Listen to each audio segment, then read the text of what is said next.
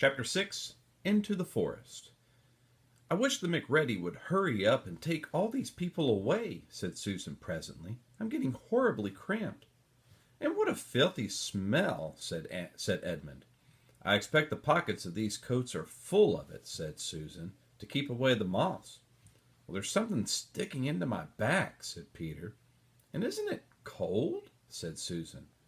"Now that you mention it, it is cold," said Peter. "And hang on. It's wet, too. What's the matter with this place? I'm sitting on something wet, and it's getting wetter every minute." And he struggled to his feet. "Let's get out," said Edmund. "They've gone." "Oh!" said Susan suddenly, and everyone asked her what was the matter. "I'm sitting against a tree," said Susan. "And look, it's getting light over there." "By Jove, you're right," said Peter. "And look there, and there. Isn't trees all around? And this wet stuff it's snow. Why, I do believe we've gotten into Lucy's wood after all." And now there was no mistaking it, and all four children stood blinking in the daylight of a winter day. Behind them were coats hanging on pegs, and in front of them were snow-covered trees. Peter turned at once to Lucy. "I apologize for not believing you," he said. "I'm sorry. Will you shake hands?" "Of course," said Lucy, and did. "And now," said Susan, "what do we do next?" "Do?" said Peter. "Why, go and explore the wood, of course." "Ugh," said Susan, stamping her feet. "It's pretty cold. What about putting on some of these coats?" "Well, they're not ours," said Peter doubtfully. "Well, I'm sure nobody would mind," said Susan.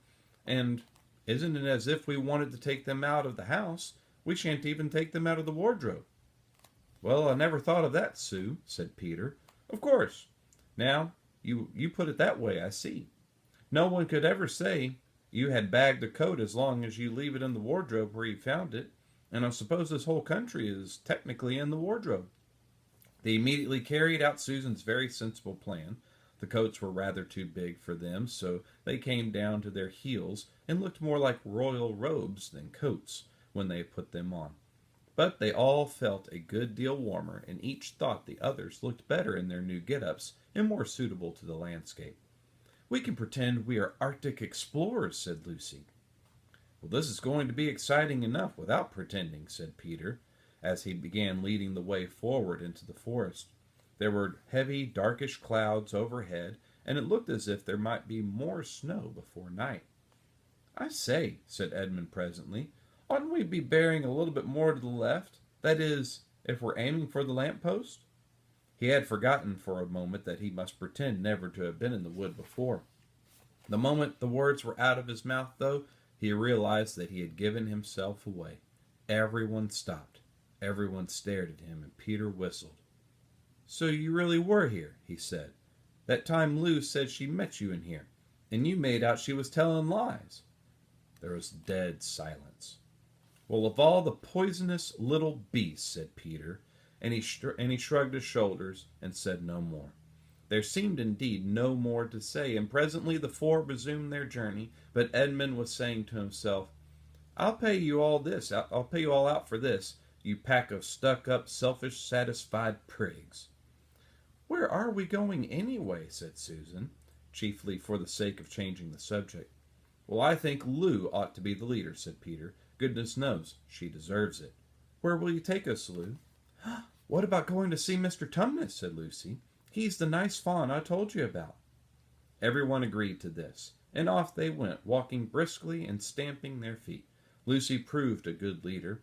At first she wondered whether she would be able to find the way, but she recognized an odd-looking tree on one place and a stump in another, and brought them on to where the ground became uneven, and into the little valley, and at last to the very door of Mr. Tumnus's cave. But there was a terrible surprise awaiting them. The door had been wrenched off its hinges and broken to bits.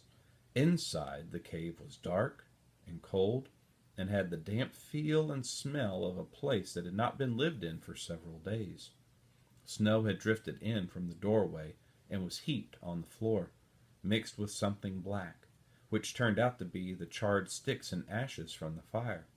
Someone had apparently flung it around the room and then stamped it out. The crockery lay smashed on the floor, and the picture of the fawn's father had been smashed into shreds with a knife. "This is a pretty good washout," said Edmund. "Not much good coming here." "What is this?" said Peter, stooping down. He had just noticed a piece of paper which had been nailed through the carpet to the floor. "Is there anything written on it?" asked Susan. "Yes, I think there is," answered Peter. "But I can't read it in this light. Let's get out into the open air." And they all went out in the daylight and crowded around Peter as he read out the following words. "The former occupant of these premises, the Fawn Tumnus, is under arrest awaiting trial on a charge of high treason against Her Imperial Majesty Jadis, Queen of Narnia, Cheselin of Paravel, Empress of the Lone Islands, etc. Also of comforting her and said Majesty's enemies, harboring spies and fraternizing with humans. Signed, Magram, Captain of the Secret Police. Long live the Queen." The children stared at each other. "I don't know that I'm going to like this place after all," said Susan. "Who is this Queen, Lou?" Peter said. "Do you know anything about her?" "She isn't a real queen at all," answered Lucy. "She's a horrible witch, the White Witch. Everyone, all the wood people, hate her. She has made an enchantment over the whole country so that it is always winter here and never Christmas." "I wonder if there's any point in going on," said Susan. "I mean, it doesn't seem particularly safe here, and it looks as if it won't be much fun either, and it's getting colder every minute, and we've brought nothing to eat. What about just going back home?" "Oh, but we can't," said Lucy suddenly. "Don't you see? We can't just go home, not after this. It is all on my account that the poor fawn has got into all this trouble. He hid me from the witch and showed me the way back. That's what it means by comforting the Queen's enemies and fraternizing with humans. We simply must try to rescue him." "Well, a lot we could do," said Edmund, "when we haven't even got anything to eat." "Oh, shut up, you," said Peter, who was still angry with Edmund. "What do you think, Susan?" "I have a horrid feeling that Lou is right," said Susan. "I don't want to go a step further, and I wish we'd never come, but I think we must try to do something for Mr. whatever his name is. I mean, the fawn." "That's what I feel too," said Peter. "I'm worried about having no food with us, though. I'd vote for going back and getting something from the larder, only there doesn't seem to be any certainty of getting back into this country again when once you've gotten out of it. I think we'll all have to go on." "So do I," said both girls. "If only we knew where the poor chap was imprisoned," said Peter. They were all still wondering what to do next when Lucy said, "Look, there's a robin with such a red breast. It's the first bird I've seen here. I say, I wonder can birds talk in Narnia? It almost looks as if it wanted to say something to us." Then she turned to the robin and said, "Please, can you tell us where Mr. Tumnus the fawn has been taken to?" And as she said this, she took a step toward the bird, and at once flew away, and only as far as to the next tree. And there it perched and looked at them very hard as if it understood all that they had been saying, almost without noticing that they had done so. The four children went a step or two nearer to it, and at this the robin flew away again to the next tree, and once more looked at them very hard. You couldn't have found a robin with a redder chest or a brighter eye. "Do you know," said Lucy, "I really believe he means us to follow him." "I've an idea he does," said Susan. "What do you think, Peter?" "Well, we might as well try it," said Peter. The robin appeared to understand the matter thoroughly. It kept going from tree to tree, always a few yards ahead of them, but always so near that they could easily follow it. In this way it led them on, slightly downhill. Wherever the robin alighted, a little shower of snow would fall off the branch. Presently the clouds parted overhead, and the winter sun came out, and the snow all around them grew dazingly bright. They had been traveling in this way for about half an hour, with the two girls in front, when Edmund said to Peter, "If you're not still too high and mighty to talk to me, I've something to say, which you'd better listen to."